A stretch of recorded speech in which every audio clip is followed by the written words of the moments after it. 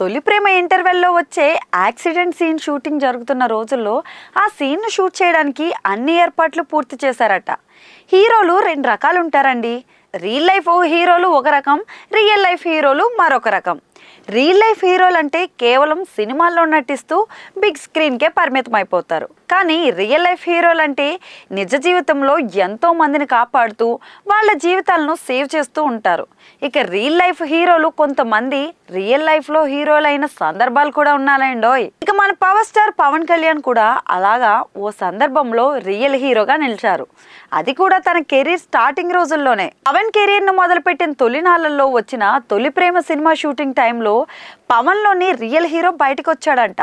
ఆ రోజు తాను నిజంగా పవన్లో ఒక హీరోని చూశానని సినిమాటోగ్రాఫర్ చోటా కే నాయుడు అయితే ఒక సందర్భంలో వెల్లడించారు. తొలి ప్రేమ ఇంటర్వెల్లో వచ్చే యాక్సిడెంట్ సీన్ గురించి జరుగుతున్న షూటింగ్లో ఆ రోజుల్లో ఆ సీన్ను షూట్ చేయడానికి అన్ని ఏర్పాట్లు పూర్తి చేశారంట.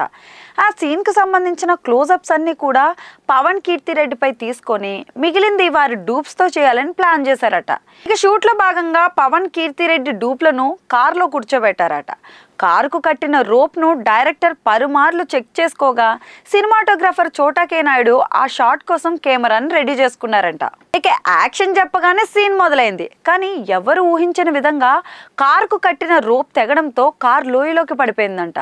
అది చూసి అందరూ షాక్ అయిపోవడంతో సెట్ మొత్తం ఒక్కసారిగా అరుపులు కేకలతో మారుమోగిందని, అది చూసి షాక్ అయిన చోటా పక్కనే ఉన్న పవన్కు ఏదో చెప్పబోతే చూస్తే పవన్ ఆ కుర్చీలో లేడని, కారులో వాళ్ళని కాపాడడానికి పవన్ పరిగెట్టుకుంటూ లోయ వైపు పరిగెడుతున్నారని, అది చూసి తాను కూడా షాక్ అయ్యానని, ఆ రోజు పవన్లోని రియల్ హీరోను తాను కళ్ళారా చూశానని చోటా నాయుడు అయితే చెప్పారు.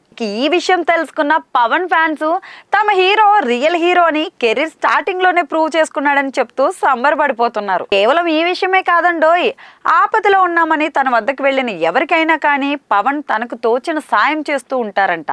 ఇక పవన్ ఇప్పటికే ఎంతో మంది ప్రాణాలను కాపాడారని ఆయన అభిమానులు గర్వంగా చెప్పుకుంటూ ఉంటారు.